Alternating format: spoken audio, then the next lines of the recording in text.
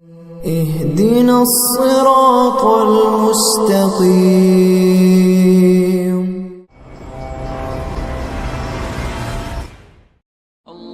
Video کے نیچے subscribe کے بٹن پہ کلک کریں، بیل کے آئیکن پہ کلک کیجئے تاکہ ہر نئی ویڈیو کی نوٹیفیکیشن آپ کو مل جائے۔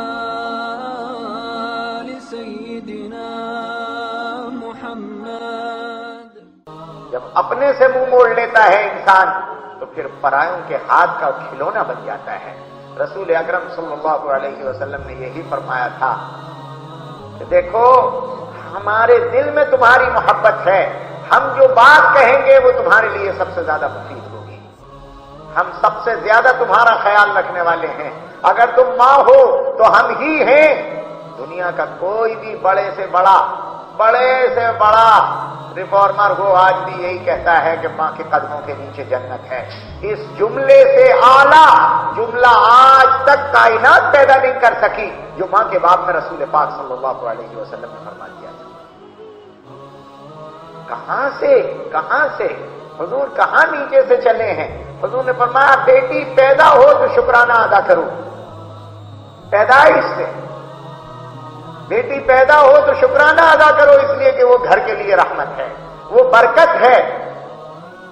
جس نے 2 بیٹیاں پال لی، تربیت کر لی، بڑا کر لیا، ان کی شادی کر لی، وہ کل قیامت کے دن یوں میرے ساتھ ہوگا۔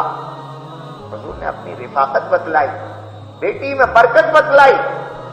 جب گھر میں کوئی چیز لے کر آؤ تو باپوں سے کہا گیا کہ سب سے پہلے بیٹی کو دو، ابتدا بیٹی سے کرو، اپنی محبتوں کا مرکز بیٹیوں کو بناؤ۔ جس نبی نے سارے عالم کو بیٹیوں سے محبت کرنے کی اور نعمتوں میں انہیں آگے رکھنے کی تعلیم دی ہو، وہ نبی اپنی ہدایات میں بچیوں کو پیچھے رکھ سکتا تھا؟ ظاہر ہے سب سے زیادہ نبی نے خیال رکھا انہی بیٹیوں کا سب سے زیادہ خیال رکھا۔ جب وہ پروان چڑھی تو نبی نے ہی کہا کہ ان کو چھپا کر رکھو، ان کو پردے میں رکھو، ایسا نہ ہو کہ ان کی کچی عمر میں کوئی انہیں دھوکہ دے جائے۔ نبی نے ہی فرمایا کہ نظر کا تیر شیطان کے تیروں میں سے ایک تیر ہے، جس قلب پر پڑتا ہے اسے زخمی کر کے رکھ دیتا ہے، اسے مردہ کر کے رکھ دیتا ہے۔ اس لیے بچیوں کو بچا کر رکھو، بچیوں کو گھر میں رکھو، ان کی ساری ضروریات کا تکفل تم خود کرو۔ پھر جب بڑی ہو گئی تو خود نبی اکرم صلی اللہ علیہ وسلم نے فرمایا ان کی شادی کر دو۔ اور شادی ہو رہی تھی تو بچیاں رونے لگیں کہ حضور اب ہمیں یہ غیروں کے حوالے کر دیں گے۔ حضور نے فرمایا نہیں، میں تمہارے شوہروں کو یہ بات کہہ دیتا ہوں کہ شادی گو وہ ظاہر میں دیکھنے میں تمہارا اور ان کا قرار ہو رہا ہے، لیکن حقیقت میں یہ اللہ کو درمیان میں رکھ کر قرار کیا جا رہا ہے۔ ہم بیچ میں ہیں، اگر یہ تمہارے ساتھ بدسلوکی کرتا ہے تو حضور فرماتے ہیں کل قیامت کے دن میں اس سے بدلہ لوں گا۔ نبی اکرم صلی اللہ علیہ وسلم نے فرمایا جو شوہر اپنی بیوی پر ظلم کرے گا کل قیامت کے دن میں اس کا وکیل رہوں گا اور اللہ سے اس کے شوہر کو سزا دلواؤں گا۔ نبی اکرم صلی اللہ علیہ وسلم نے جب مردوں کے حوالے کیا، جب نکاح کروایا تو اس طرح بچیوں کو سوغات دی۔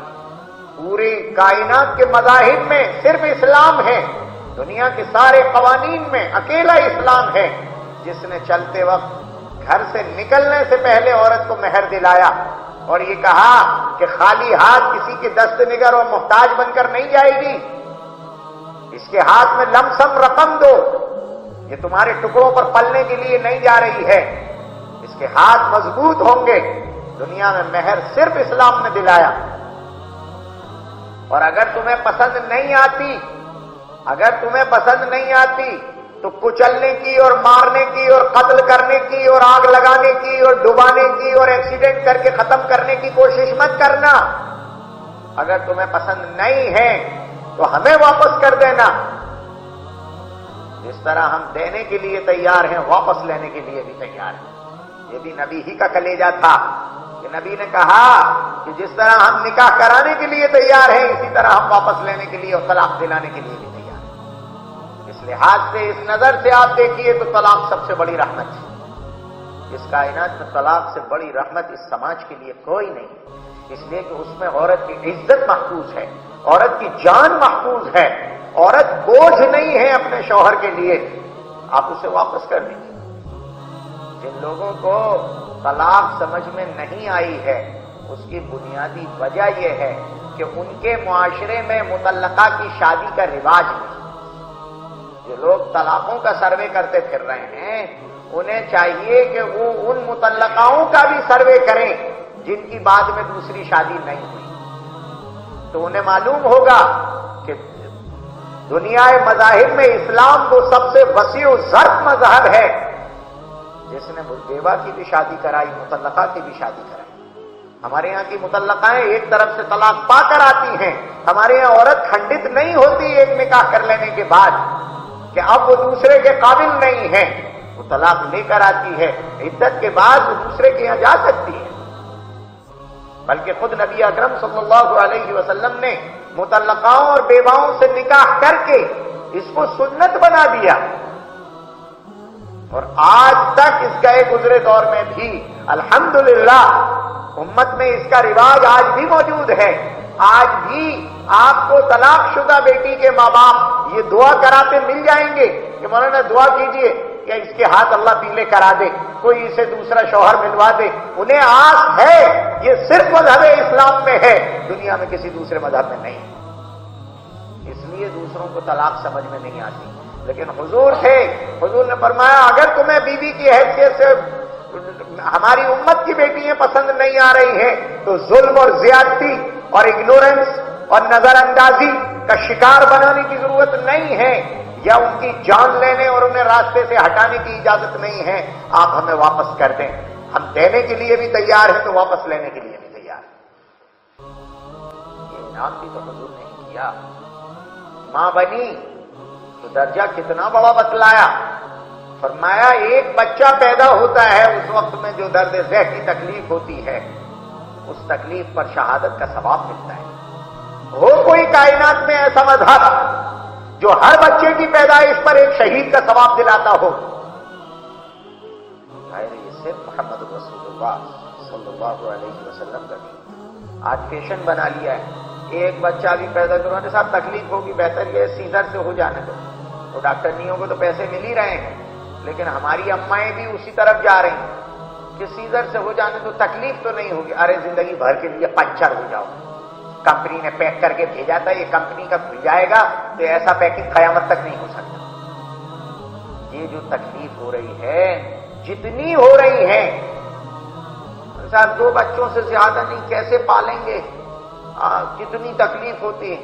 ارے اس تکلیف پر میدان کارزار میں شہادت پانے والے اسلام کے اس شیدائی کو جو تلواریں اپنے سینے پر کھاتا ہے اور لا الہ الا اللہ کہتے ہوئے گرتا اور جان دیتا ہے، جو ثواب اسے مل رہا ہے وہ ثواب ایک مسلمان پیدا کرنے والی ماں کو اس وقت مل رہا ہے جب درد ذہ کے بعد ایک بچہ دنیا میں وجود میں آ رہا ہے۔ ظاہر ہے کہ ایک مرد زندگی میں ایک ہی شہادت کا ثواب پا سکتا ہے، لیکن ایک عورت اپنی زندگی میں جتنے بچے ہوتے ہیں اتنی شہادتوں کا ثواب پا لیتی ہے، اتنی شہادتوں کا ثواب پا لیتی ہے۔ یہ نعمت کس نے دی؟ سوائے اسلام کے کوئی تھا جس نے یہ نعمت دی ہو؟ اسلام تھا جس نے یہ کہا کہ اگر تم نے کسی کو نمک دیا ہے تو پورے کھانا کھلانے کا ثواب ملے گا۔ عورت سے کہا تم گھر میں ہو، خالی ہو تو کھانا بنا دیا کرو، لازم تو نہیں ہے لیکن بنا دو تو تمہیں پورا کھانا کھلانے کا روزانہ ثواب ملے گا۔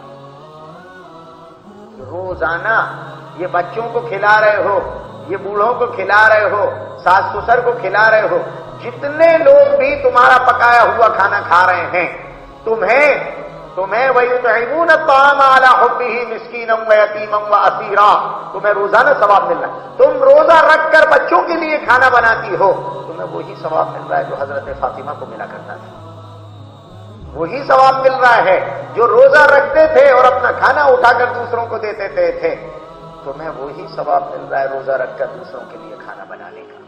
روزانہ اطعام طعام کا ثواب ہر عورت محمد الرسول रसूलुल्लाह सल्लल्लाहु अलैहि वसल्लम की गुलामी में रहते हुए रोजाना इतने मिस्कीनों को खाना खिलाने का सवाब पा रही है जितनों का खाना वो बना रही है। ये नेमत किसने दिलाई? हुजूर के अलावा। हुजूर ने हमें जन्नत के रास्ते दिखलाए, हुजूर ने हमें पाकीज़गी के रास्ते दिखलाए, हुजूर ने हमें मोहब्बतों के रास्ते दिखलाए, और सबसे बड़ी नेमत जो हुजूर अकरम सल्लल्लाहु अलैहि वसल्लम ने हमें इनायत की वो ये कि तुम अपने हुकूक अल्लाह से मांगा करो और दूसरों के हुकूक देते रहा करो। जिसका जो हक तुम पर आयद होता है वो देते रहो, और अपना हक कभी इन इंसानों से मत मांगना। इंसान तुम्हें हमने भिखारी नहीं बनाया, तुम हमारे घराने के हो। जो मोहम्मदुर रसूलुल्लाह के घराने का होगा वो किसी के सामने हाथ नहीं फैलाएगा, वो किसी के सामने झोली नहीं फैलाएगा। हमें अपने हुकूक का मुतालबा किसी से नहीं करना है। नबी पाक सल्लल्लाहु अलैहि वसल्लम ने 1400 साल पहले फरमाया था, तो अद्दून अल हक़्क़ अल्लज़ी अलैकुम व तसअलून अल्लाह अल्लज़ी लकुम। जो हक दूसरों का तुम पर आयद होता है बस वो देते रहना, और अपना हक चुपके 2 रकात नमाज पढ़ के अपने अल्लाह से मांगना।